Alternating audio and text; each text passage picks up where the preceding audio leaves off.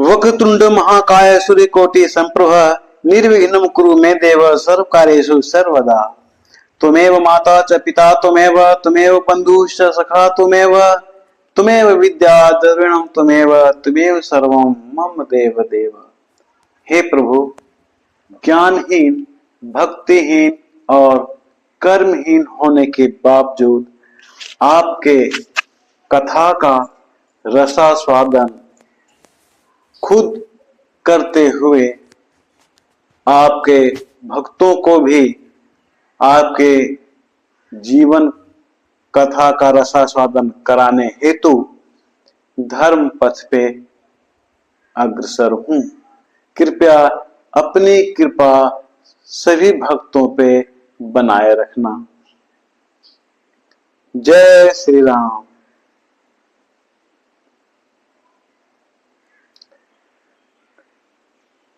पिछली कथा में हम यहां तक आए थे कि विश्वामित्र मुनि राम और लक्ष्मण के साथ राजा जनक के यज्ञ में शामिल हो चुके थे, वहां पहुंच चुके थे। उनको यथासंभव स्वागत करने के बाद उचित स्थान ग्रहण करने के लिए दे दिया गया था। आज राजा जनक की पुत्री जानकी का यहां पर आगमन होने वाला है। अब इस रण क्षेत्र में दो, एक नायक और नायिका, दोनों का आगमन होने वाला है। राम लक्ष्मण का आगमन हो गया, अब जानकी का आगमन होने वाला है। अब देखिए जानकी का आगमन कैसे होता है। ऐसे तो मैं कई बार बोल चुका हूं कि जितने भी हमारे धर्म ग्रंथ है सबसे कुछ न कुछ लेसन मिलता है, और मैं आज के युवक युवतियों को खास करके विशेष बोलूंगा कि आपको लेसन लेना चाहिए। तो राजा जनक का जो महल है एक से एक राजाओं से सुशोभित हो रहा है। एक से एक राजा अपने अपने आसन की शोभा बढ़ा रहे हैं। राजा जनक सोच में हैं कि पता नहीं आज इस यज्ञ में सफलता मिलेगी या नहीं मिलेगी, और इतने राजाओं में से किनके हाथ में सफलता मिलेगी। सोचते सोचते उन्हें एक उचित समय मिला, और उचित समय पाकर राजा जनक जानकी को बुलाने के लिए भेज देते हैं।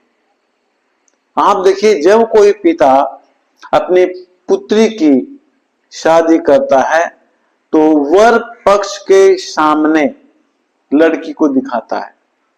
तो दिखाने के लिए लड़की के साथ ऐसे स्त्री लोग भी आती हैं, ऐसे लड़की की सहेलियां लोग रहती है जो थोड़ा तेज हो, अनुभवी हो, किसी तरह का मिस्टेक हो तो उसे संभाल ले।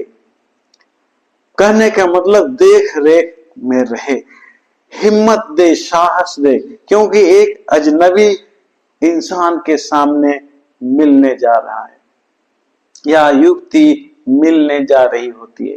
ये दोनों के साथ होता है, वर के साथ भी और वधू के साथ भी। कुछ ऐसा यहां पर है। राजा जनक जानकी को लाने के लिए एक से एक चालाक, योग्य और सुंदर सखियों को भेजते हैं कि जाओ सीता को ले आओ। आज की तरह नहीं है कि किसी युवक को गर्लफ्रेंड पसंद आ गया तो बाहर में शादी कर लिया और दुल्हा दुल्हन के रूप में अपने माता पिता के दरवाजे पे खड़ा हो गया कि लो ये तुम्हारी बहू है, आशीर्वाद दो। और नहीं, अगर थोड़ी सी 1% शर्म है तो अगर मंदिर में शादी किया तो अपने ससुराल में आकर वहां से संवाद भेजवा देता है अपने मित्रों के द्वारा कि हमारे पिता को घर में संवाद दे दो कि मैंने शादी कर ली है, आके आशीर्वाद दे देंगे। ऐसा नहीं है। ये जो संस्कार है, ये संस्कारहीनता का पहचान है, ये अनुचित है। आज के समय में संभवतः जहां तक मैं देख रहा हूं, यही बहुत होता है। पता ही नहीं चलता। सुबह बच्चा बोला मैं पढ़ने जा रहा हूं, कोचिंग जा रहा हूं, ट्यूशन जा रहा हूं, पिकनिक जा रहा हूं, पार्क घूमने जा रहा हूं। दिन भर पता नहीं, शाम में पता चला कि बेटा के साथ तो बहू भी आई हुई है, बेटा के साथ बहू भी आई हुई है। ऐसा देखिए यहां नहीं है। राजा जनक एक से एक चालाक, योग्य और सुंदर सखियों को भेजती है। सखियों को इसीलिए कि जानकी को हिम्मत मिलेगा, साहस मिलेगा। आप यहां कह सकते हैं कि राम और लक्ष्मण भी तो यहां अकेले हैं, उनके गार्जियन को, उनके माता पिता को तो खबर नहीं किया गया। ये तो गलत है। आप अपने जगह पर सही हैं और मैं भी अपने जगह पर सही हूं, और मैं बताता हूं कि आप गलत कैसे हैं और मैं सही कैसे हूं। आज से 40-50 साल पहले आप चले जाइए। उस समय किसी गांव में लड़ाई झगड़ा होता था तो एक गुरु होता था जो वहां का फैसला करता था, और एक गुरु जो फैसला कर दिया वही उचित माना जाता था, सर्वोपरि माना जाता था, सही माना जाता था। इतना विश्वास था एक गुरु के ऊपर। और यहाँ तो विश्वामित्र मुनि हैं, एक ब्रह्मपूर्ण ब्राह्मण, कंप्लीट ब्रह्मत्व की योग्यता है उसमें उनमें। और उन्होंने राजा दशरथ से, जो कि उनका कलेजा का टुकड़ा है, राजा दशरथ को कोई संतान होता नहीं था, मुश्किल से संतान हुआ भी तो विश्वामित्र मुनि यज्ञ की रक्षा के लिए ले चले जाते हैं और राजा दशरथ जाने देते हैं।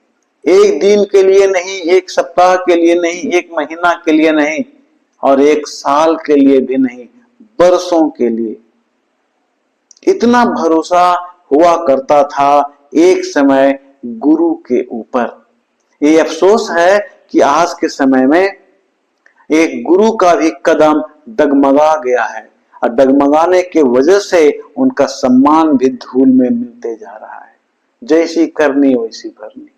अगर आप अपने पैर को, अपने कदम को सन्मार्ग पे, सही मार्ग पे नहीं रखोगे तो आपका सम्मान भी सही मार्ग से नहीं मिलेगा। कहते हैं ना, जैसा देवता वैसा अक्षत। जैसा आपका व्यवहार होगा, जैसा आपका कदम होगा, वैसा ही आपको सम्मान मिलेगा। व्यवहार की पूजा होती है, इंसान की नहीं। सूरत की पूजा नहीं होती है, कर्म की पूजा होती है। सूरत के साथ सीरत होना जरूरी है, इसीलिए कहा गया है।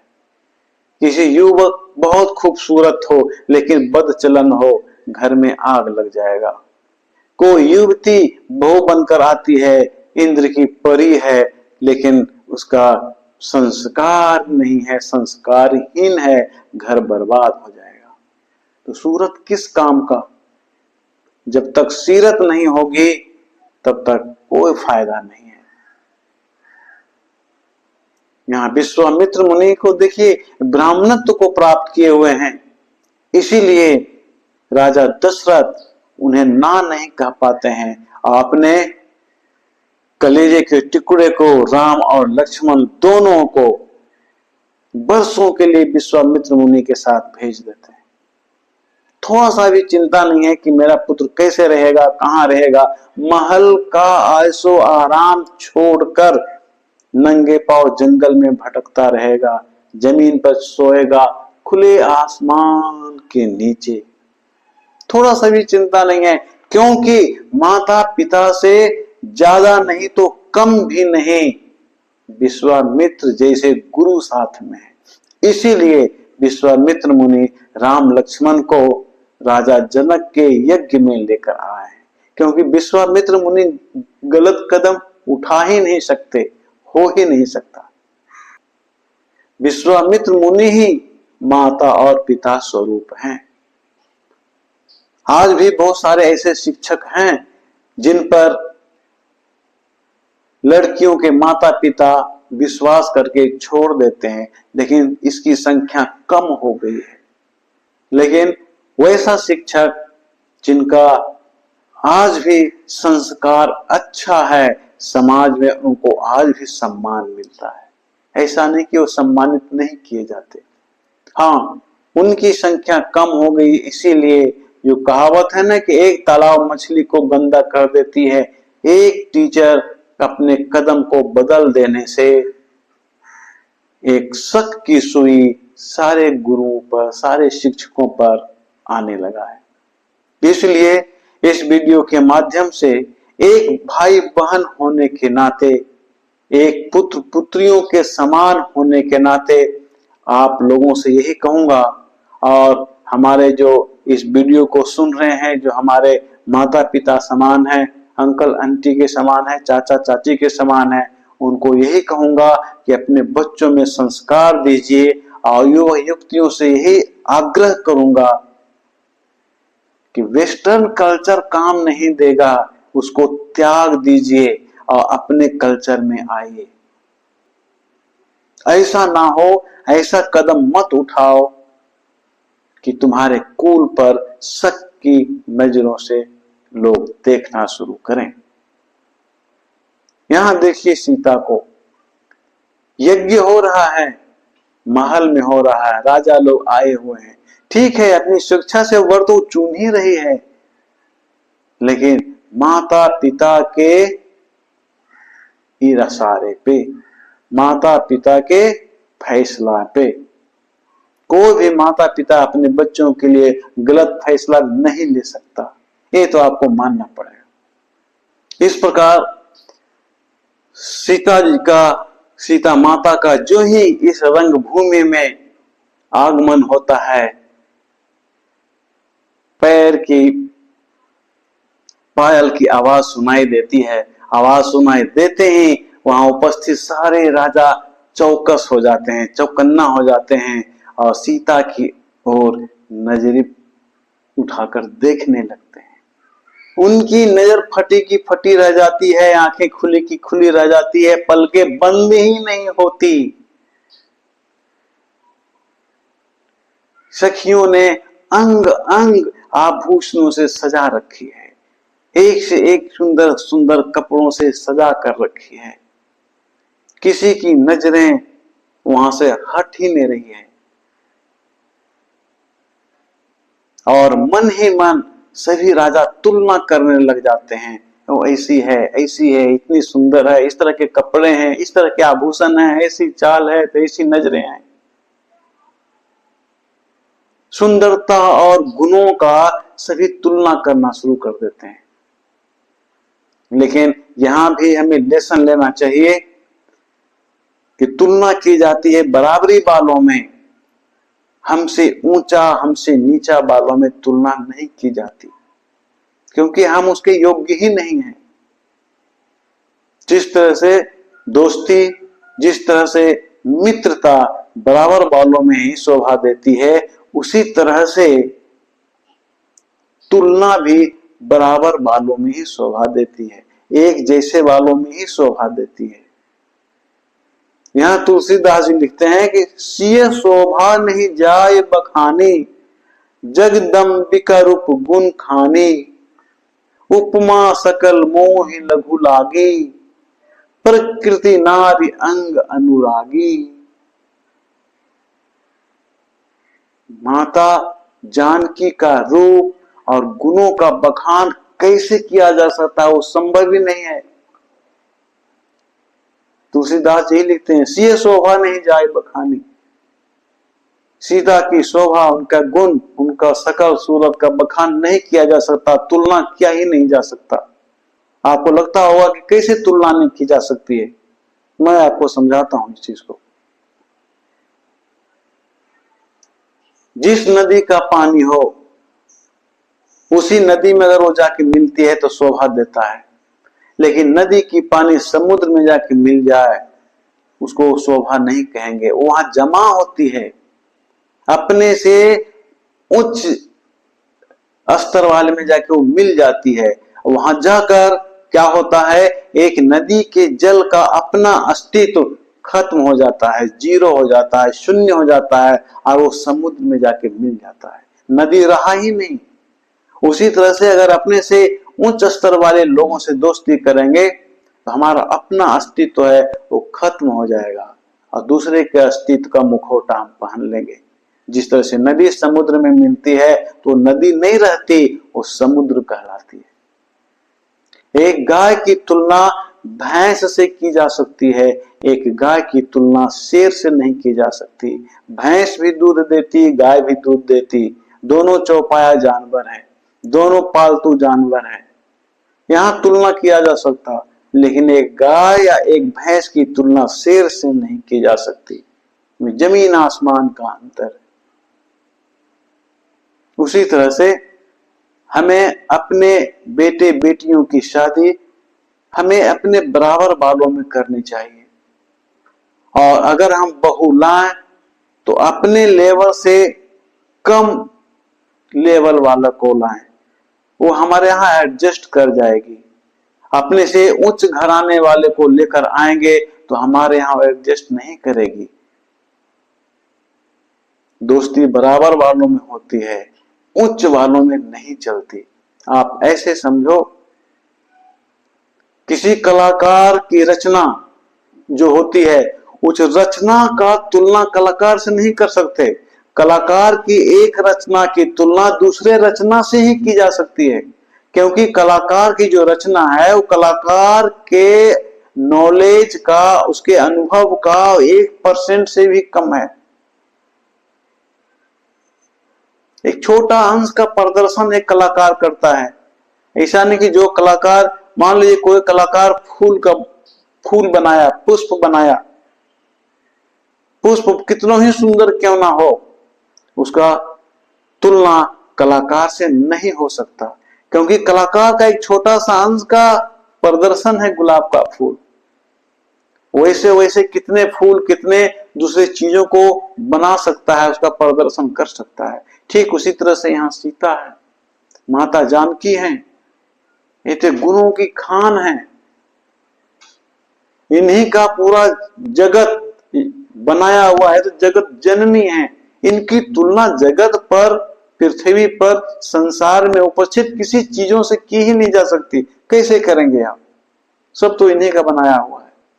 इस तरह से एक कलाकार की रचना को कलाकार से तुलना नहीं किया जा सकता।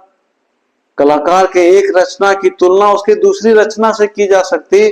ठीक उसी तरह से जगत जननी माता का तुलना संसार के किसी भी स्त्री से, किसी भी अन्य लोगों से नहीं किया जा सकता। अगर हम बात करें तो माता लक्ष्मी की तुलना माता जानकी से की जा सकती थी मैं बोल रहा हूं, इसीलिए कि माता लक्ष्मी की तुलना भी माता जानकी से नहीं हो सकता। माता जानकी तो सर्वोत्तम है।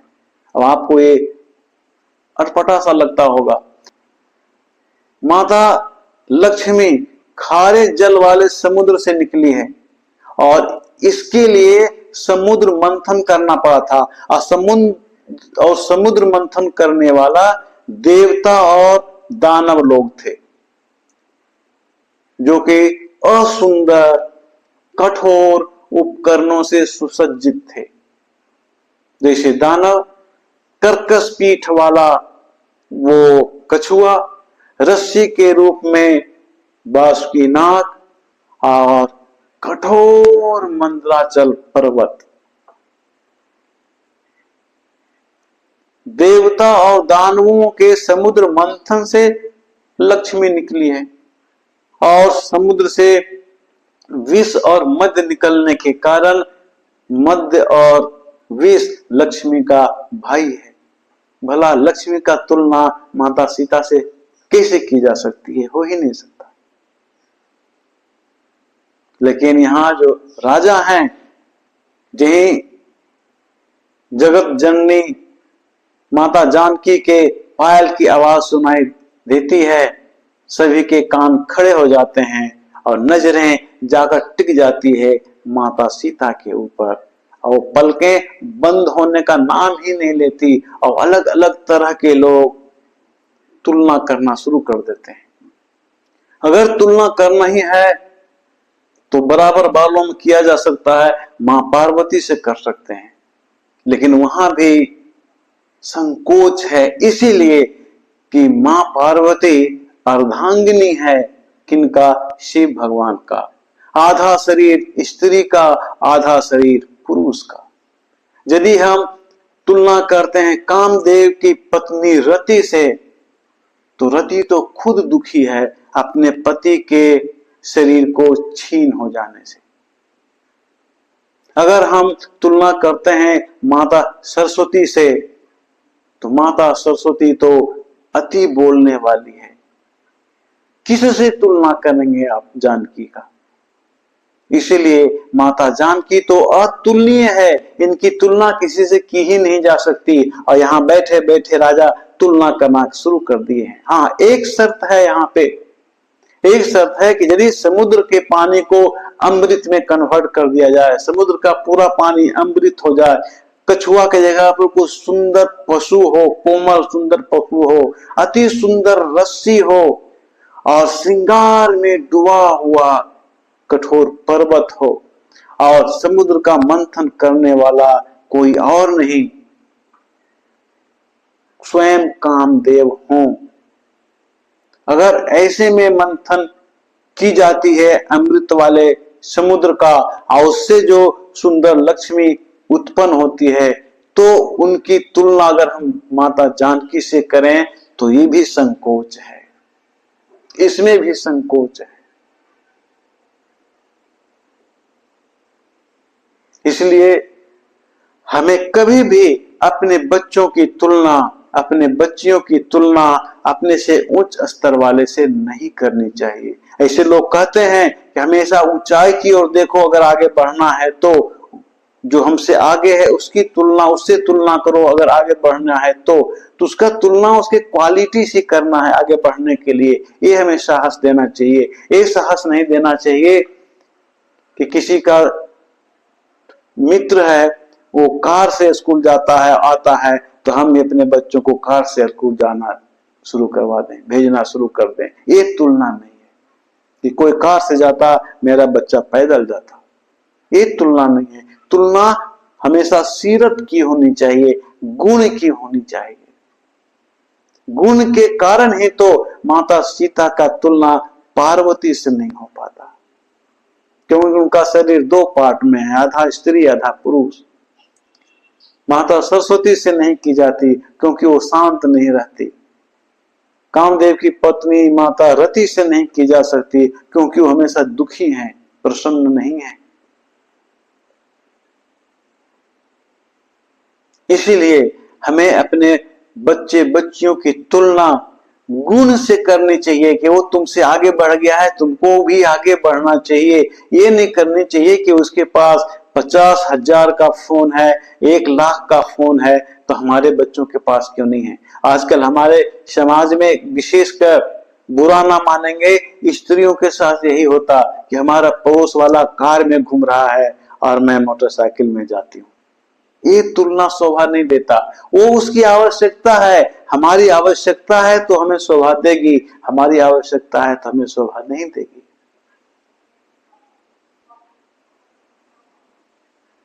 जिस तरह से माता लक्ष्मी समुद्र से निकली, उसी तरह से जानकी माता भी धरती से निकली थी।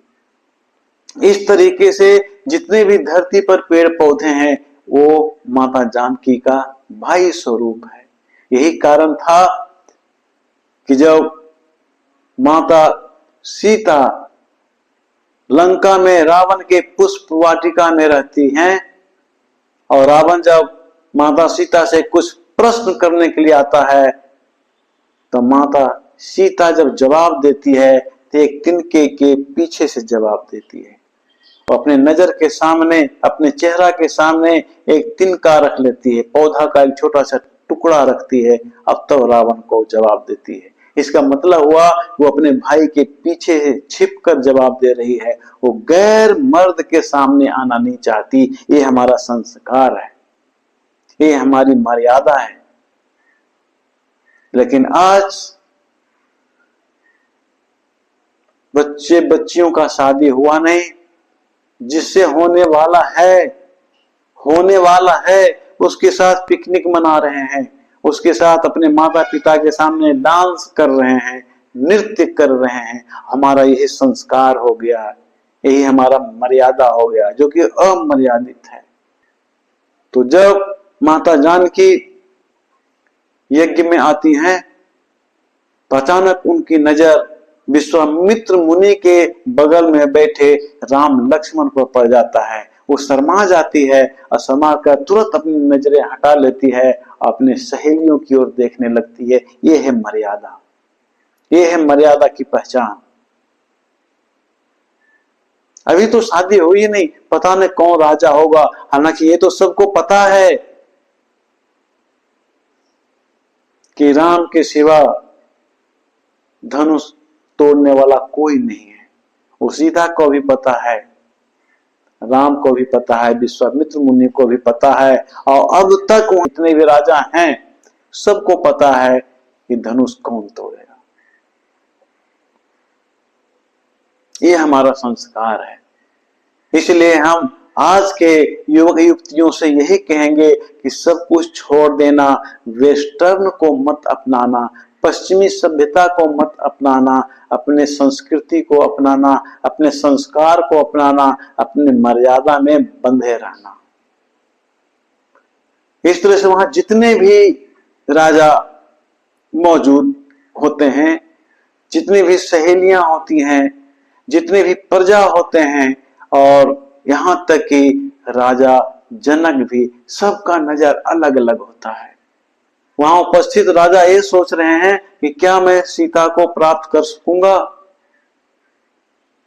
प्रजा सोच रही है कि क्या ये राजा सक्षम होगा, माता सीता को उचित वर मिल पाएगा। प्रजा मां की नजर से देखती है, राजा पत्नी की नजर से देख रहा है।